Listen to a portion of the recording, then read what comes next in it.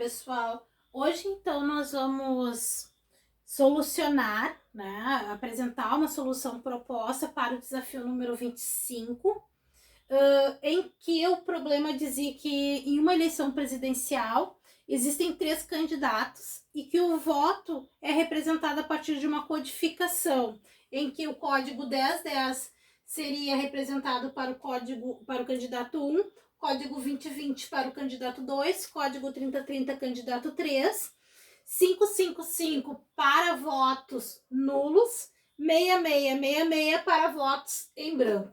E ele pediu, então, para construir um algoritmo que lesse o código de um candidato em um voto e mostrasse o total de votos para o candidato 1, total de votos para o candidato 2, total de votos para o candidato 3, total de votos brancos e total de votos nulos. Então, como eu falei para vocês lá durante as nossas aulas, que para solucionar um problema proposto, a primeira coisa que a gente faz é ler atentamente o enunciado do problema proposto. Por isso, coloquei esse enunciado lá na descrição do nosso vídeo. Então, vão lá e deem uma lida no problema proposto para poder acompanhar essa solução proposta.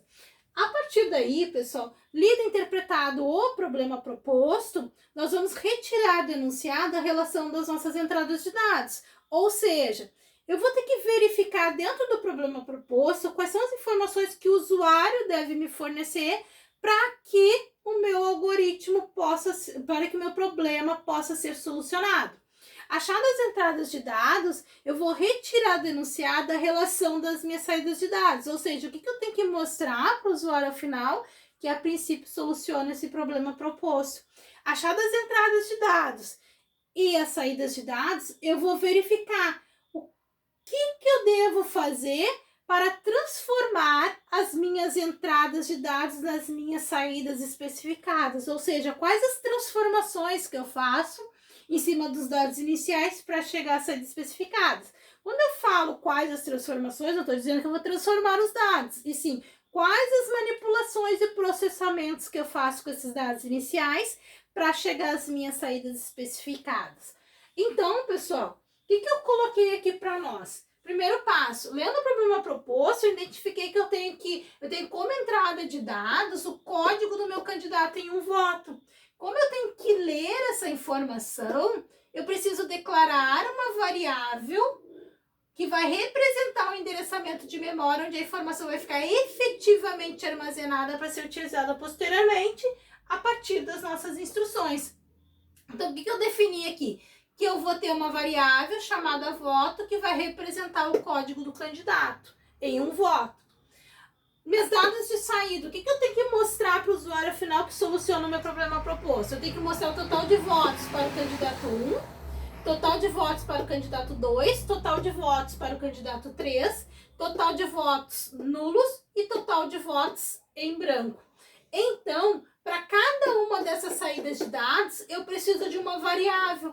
Por quê? Porque eu vou ter que fazer uma contagem. Então, C1 vai fazer a contagem dos votos para o candidato 1, C2 vai fazer a contagem de votos para o candidato 2, C3 vai fazer a contagem de votos para o candidato 3, VN vai fazer a quantidade de votos nulos e VB vai fazer o cálculo da quantidade de votos em branco.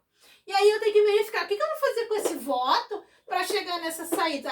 Eu vou ter que verificar para qual dos candidatos ou voto nulo e branco vai aquele voto e poder, então, incrementar as variáveis. A partir daí, pessoal, eu tenho, então, os meus elementos, entradas de dados, as minhas saídas e os meus processamentos. Mas como que eu vou colocar isso no algoritmo? No algoritmo eu vou ter, então, a minha entrada, vou processar essas entradas para obter a minha saída de dados. Então, dentro do meu algoritmo, eu vou fazer a entrada de dados, vou processar os dados e vou fornecer os resultados, exatamente nesta ordem. Então, primeiro passo, dei o nome para o meu algoritmo, que é desafio 25, e declarei as minhas variáveis. O voto, que é a minha entrada de dados, e os meus contadores, que vão me dizer quantos votos cada candidato vai ter, quantos votos nulos e quantos votos brancos eu vou conseguir. Todas elas do tipo inteiro, né? Porque a minha codificação toda é um valor numérico inteiro. E os meus contadores também são inteiros, que vão incrementar sempre em 1 toda vez que ele achar um voto para aquele determinado candidato, ou para o voto branco ou para o voto nulo. Então, primeiro passo, contadores obrigatoriamente sempre inicializados em 0 no início do corpo do algoritmo. Então, quando eu digo que eu tenho que inicializar os contadores no início do corpo do algoritmo, eu estou dizendo, cada contador tem que receber o valor 0, ou o valor 0 tem que ser atribuído a cada um dos meus contadores no início do corpo do algoritmo. E se inicializar em 0 as minhas variáveis contadoras.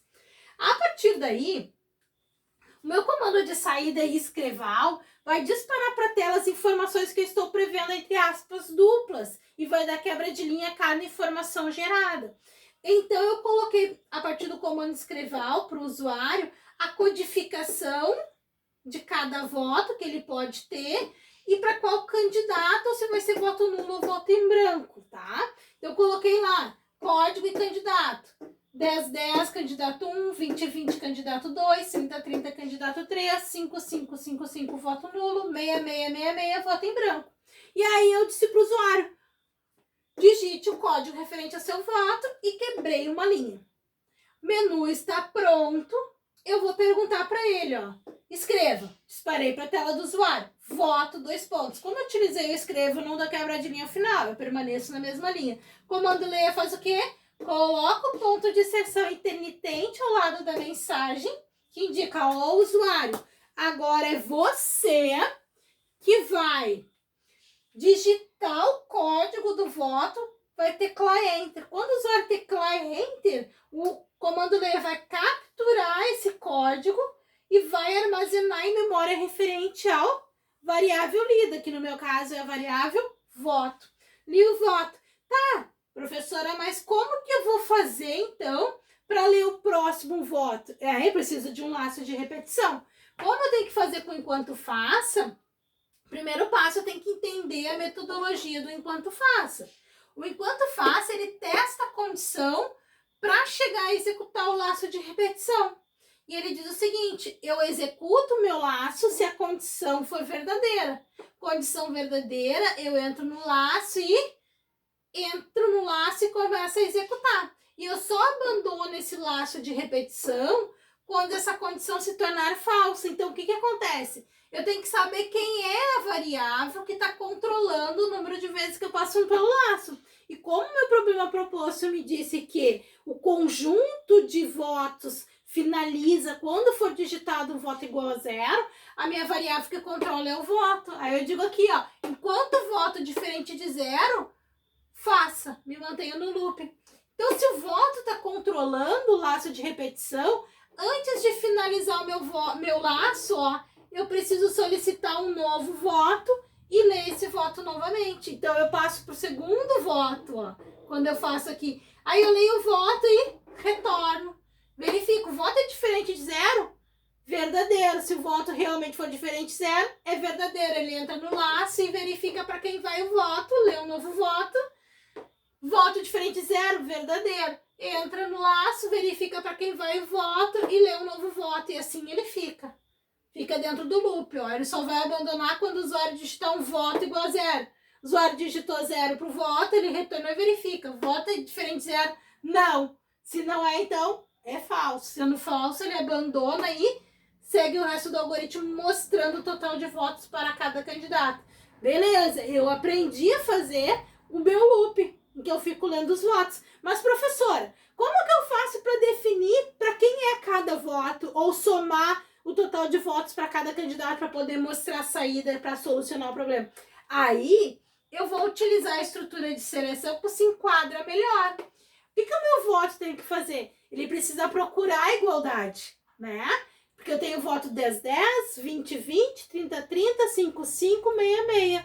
E dependendo de qual codificação eu tenho do meu usuário, vai para ou candidato 1, candidato 2, o voto nulo, o voto em branco. Então, o que eu faço? A minha estrutura de seleção que mais vai se adaptar para esse problema é a escolha caso, ou seja, estrutura de múltipla escolha, estrutura de seleção múltipla. Então, eu verifico, ó, a estrutura de seleção múltipla escolha, ela trabalha com uma variável de condição que procura a igualdade dentro dos casos listados. Achou a igualdade, executou o comando quando finalizou isso aqui o resto do algoritmo. Então, o que eu faço nessa estrutura? Escolha, voto, que é a minha variável de condição. Caso voto seja igual a 10, 10, a minha variável contadora do candidato 1 tem que ser incrementada em 1. Quando eu digo que ela vai incrementar em 1, eu digo que ela vai receber ela mesma mais 1. Isso é o incrementar em 1. É a minha variável recebendo ela mesma mais 1. Aí, caso a variável de condição voto seja igual a 20, 20, então eu incremento o contador do candidato 2.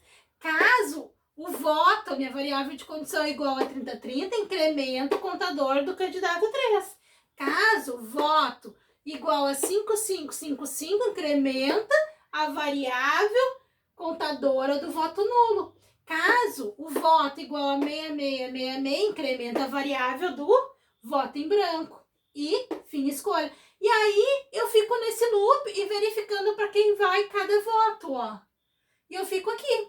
Enquanto o usuário não digitar um voto igual a 0, eu me mantenho no loop, vou lendo um novo voto. Cada passada no laço, pessoal, é um novo voto, ó. Novo voto. E vou contando. E vou contando. E assim sucessivamente, ó. O voto é igual a 0, sai fora. E aí agora eu tenho que mostrar o total da minha eleição, né? O resultado. Então eu boto lá, ó. Saída, escreva o resultado da votação. Escreva o candidato 1, tantos votos. Candidato 2, tantos votos. Candidato 3, tantos votos. Candidato... votos nulos, tantos votos. Votos em brancos, tantos votos. Comando de saída, escreval. Tá, mas quem é que tá me dando o total de votos do candidato 1? A minha variável contadora do candidato 1, que foi incrementada lá em cima, ó. Toda vez que o voto era igual a 10, 10, ela entrava aqui e incrementava. E pro candidato 2, C2, toda vez que eu entrava aqui e o voto era 20, 20, ele incrementava aqui, ó, C2. E pro voto nulo, toda vez que eu entrava aqui, o voto era 5, 5, 5, 5, ele incrementava o voto nulo. E a mesma coisa pro voto em branco. Então, o que nós fizemos? A gente leu o voto, verificou se o voto era diferente de 0 e fez a seleção para quem ia a contagem do voto, ó. Quem receberia mais um, ó. Mais um voto. E antes de sair do laço, como eu tenho um conjunto de votantes, eu tenho que ler o voto novamente, ó. E aí eu crio o loop.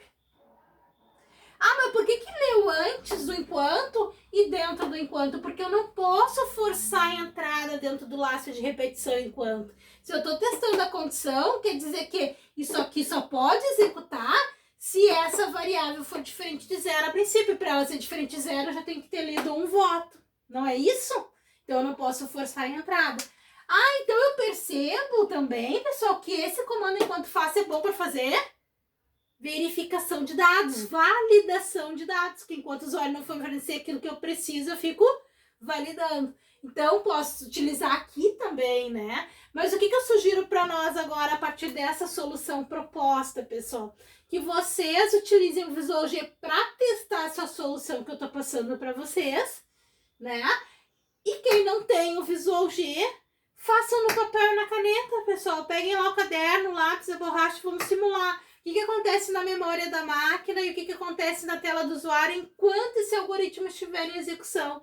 E aí vocês vão entender bem direitinho o que está acontecendo aqui, né? Aí vai ficar bem mais fácil se interpretar o que nós estamos fazendo. Então façam um teste de mesa, utilizando ou o Visual G ou o papel e a caneta.